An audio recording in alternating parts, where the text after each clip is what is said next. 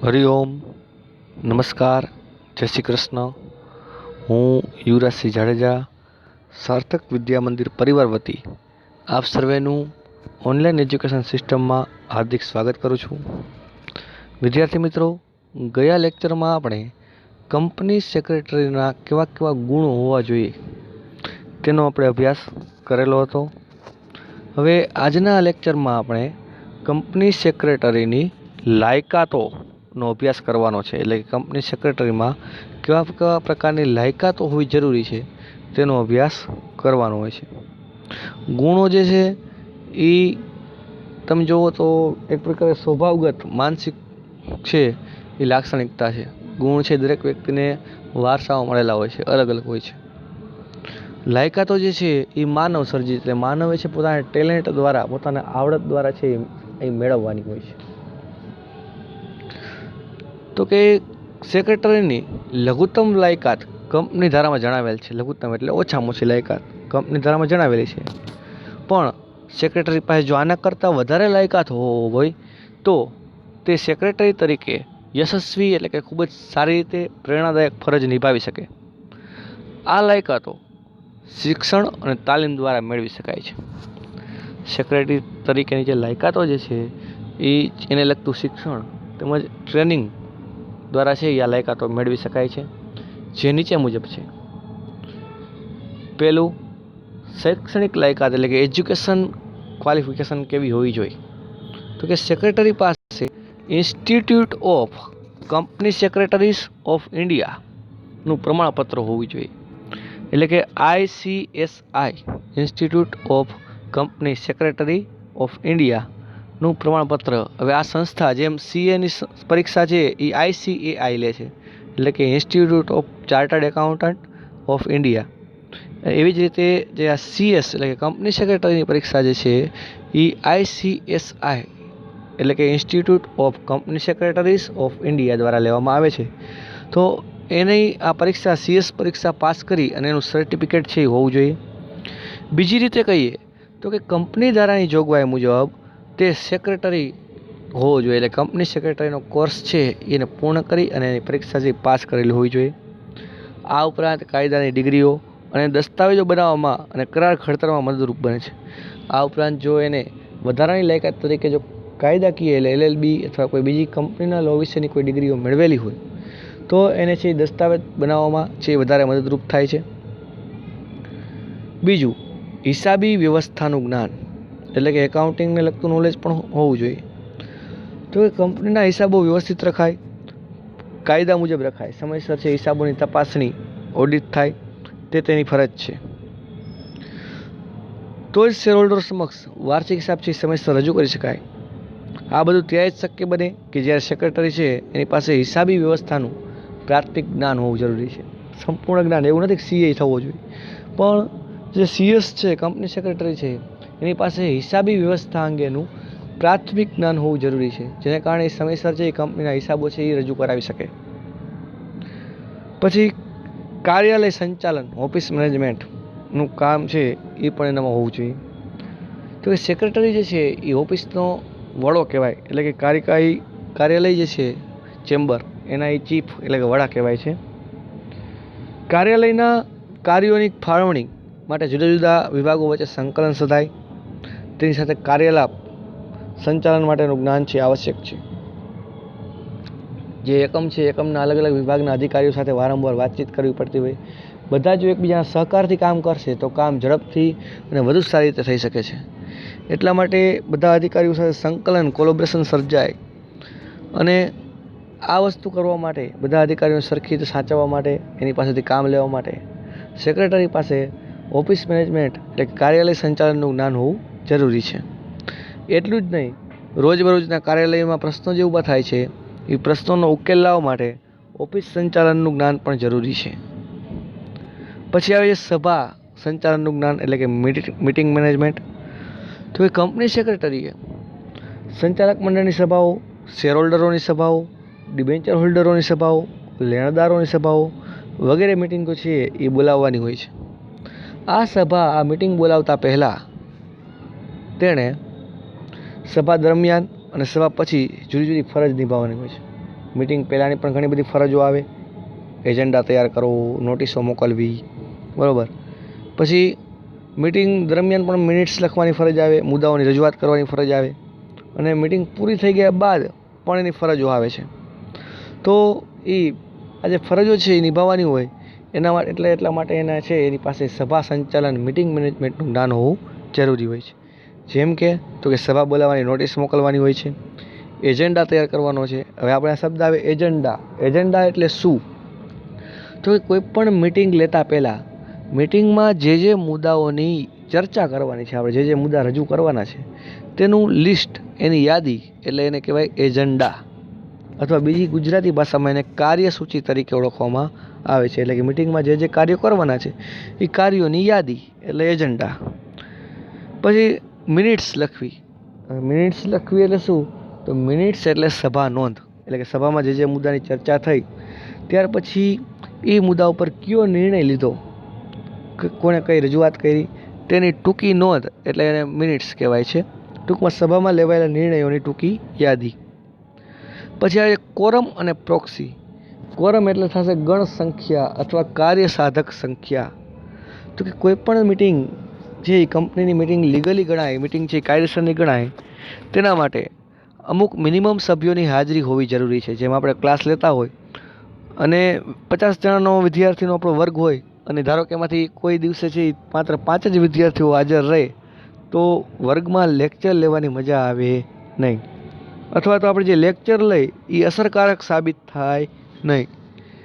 એવી જ રીતે કંપની કોઈ પણ મિટિંગ લેવાય તો એમાં મિટિંગમાં છે નિર્ણય છે એ બહુમતીથી લેવાય તે જરૂરી છે. એટલા માટે એમાં અમુક ટકા સભ્યોની હાજરી હોવી અનિવાર્ય છે. એમ આ જે સભ્યોની સંખ્યા છે, મિનિમમ સભ્યોની સંખ્યા એટલે કે મિટિંગનું કામકાજ લીગલી ગણાય તે માટે જરૂરી એવી મિનિમમ સભ્યોની સંખ્યા એને કહેવાશે કોરમ. અને પ્રોક્સી એટલે એકના વતી બીજો વ્યક્તિને હાજર રહેવાનો અધિકાર. એટલે મિટિંગમાં ઘણીવાર એવું બને કે કોઈ સભ્ય હાજર ન રહી શકે એમ હોય તો ત્યારે તે છે પોતાના વતી બીજી વ્યક્તિને હાજર રાખે છે, તો એને કહેવાશે પ્રોક્સી. આ વગેરે જે છે એનું એને પાલન થાય તે કંપની ધારા અને સભા સંચાલનનું પણ જ્ઞાન સેક્રેટરી પાસે હોવું જરૂરી છે. પછી કંપનીને લગતા અલગ અલગ કાયદાઓનું જ્ઞાન. તો કે વર્તમાન સંસ્કૃતિમાં સેક્રેટરી પાસેથી વિવિધ કાયદાઓનું જ્ઞાન છે એ આવશ્યક છે, તો જ તે છે એ કંપનીનું મેનેજમેન્ટ છે એ સારી રીતે કરી શકે. આ કાયદાઓમાં કેવા કાયદાઓ? તો ખાસ કરીને જે કંપનીને લગતા છે, કંપનીને સંલગ્ન છે એવા કાયદાઓ. ભારતીય કરારનો કાયદો એટલે કોન્ટ્રાક્ટ એક્ટ. સેબી જે શેર બહાર પાડવા માટે છે એક મહત્ત્વની સંસ્થા છે. Security and exchange board of India એટલે એના કાયદાનું પણ જ્ઞાન હોવું જોઈએ. પછી માલના વેચાણ અંગેનો કાયદો, સ્ટેમ્પ ડ્યુટીનો કાયદો, પ્રોવિડન્ટ ફંડ, કર્મચારીઓ જે કંપનીમાં હોય એને પ્રોવિડન્ટ ફંડ આપવાનું હોય તો એનો કાયદો, જામીનગીરી કરાર અંગેનો કાયદો, વેટ, જીએસટી, સર્વિસ ટેક્સ, એમ અલગ અલગ પ્રકારના જે ધંધાકીય કાયદાઓ છે એનું જ્ઞાન છે એ સેક્રેટરી પાસે હોવું જોઈએ. તો જ તેની કામગીરી જે છે એ કાર્યક્ષમ અને સરળ બને છે. અને ભવિષ્યમાં જ્યારે કોઈ પણ કાનૂની પ્રકારની ગૂંચવાડ ઊભી થાય, કાનૂની મુશ્કેલીઓ ઊભી થાય તો એને સરળતાથી દૂર કરી શકે છે. આ ઉપરાંત આર્થિક બાબતો અને રાજકીય પ્રવાહનું જ્ઞાન. તો કે સેક્રેટરી પાસે છે એ ધંધાની આર્થિક બાબતો તેમજ રાજકારણમાં કેવા પ્રકારના ફેરફાર થાય છે, સરકારની આર્થિક નીતિઓમાં કેવા પ્રકારના ફેરફાર થાય છે એને લગતું જ્ઞાન પણ હોવું જરૂરી છે. કેમ કે ધંધા એ છે એ સમાજ, દેશ, અર્થકારણ અને રાજકારણ એ બધાની વચ્ચે રહીને કામ કરવાનું હોય છે. એટલા માટે અપડેટ રહેવું પણ જરૂરી છે. તો એ કંપની છે એ સમાજમાં અસ્તિત્વમાં આવે છે, સમાજનો એક ભાગ છે, સમાજના વિવિધ પક્ષકારો સાથે છે એ સંકળાયેલ છે. તેથી સેક્રેટરીએ વર્તમાન પ્રવાહોથી માહિતગાર રહી અને બદલાતા જતા પ્રવાહોથી વાકેફ થઈ સંચાલક મંડળને સમયસર જાણ કરવી, માર્ગદર્શન આપી અને કંપની માટે લાભદાયી પરિસ્થિતિનું નિર્માણ કરી શકે છે. સમાજમાં પ્રવર્તમાન એટલે હાલમાં સમયમાં આર્થિક અને રાજકીય પ્રવાહો પણ કંપનીને અસર કરતા હોય છે. એટલા માટે સેક્રેટરી પાસે એનું પણ જ્ઞાન છે તે જરૂરી છે.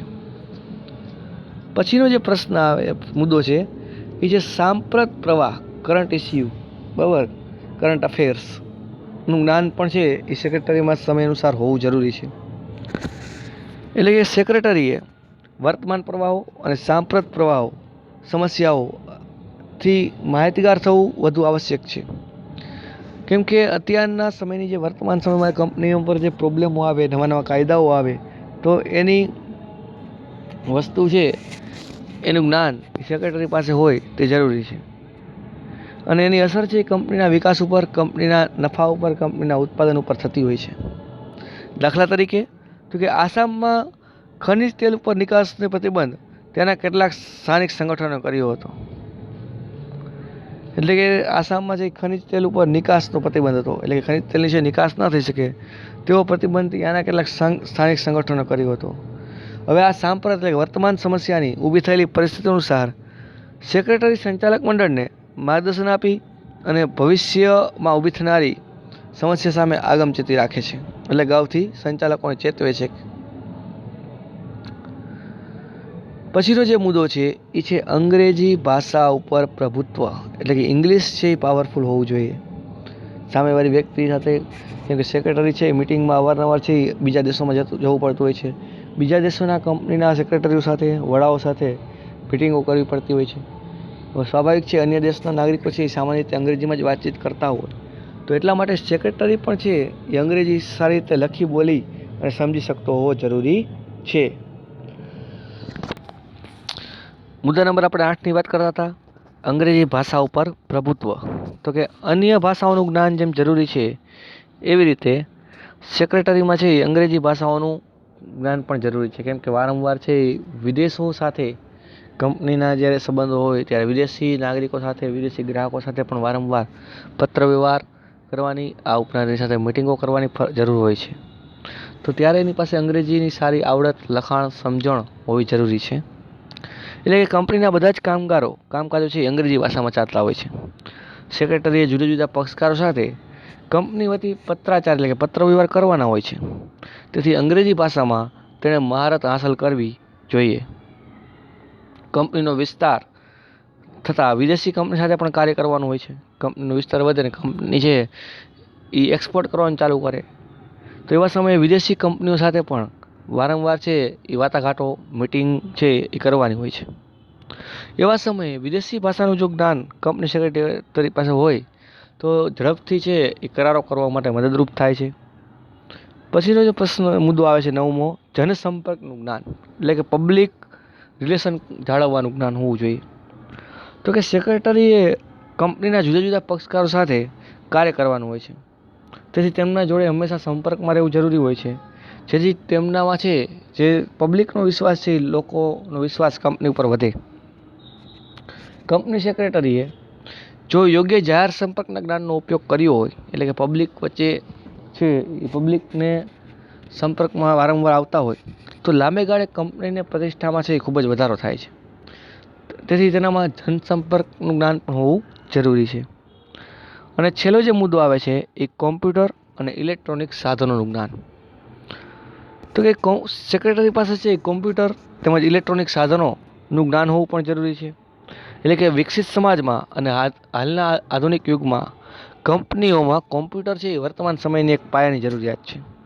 કારણ કે કોમ્પ્યુટર દ્વારા જ શેર હોલ્ડરો, ડિબેન્ચર હોલ્ડરો, સંચાલક મંડળ અને કંપની અંગેની અન્ય બાબતો, પક્ષકારો વિશેની વિશાળ માહિતી કોમ્પ્યુટરમાં સંગ્રહ કરી શકાય છે. જેના કારણે સમય, સાધન અને માનવ શ્રમનો બચાવ થાય છે. એટલા માટે સેક્રેટરી પાસે કોમ્પ્યુટરનું ઓપરેટિંગનું જ્ઞાન હોવું જરૂરી છે.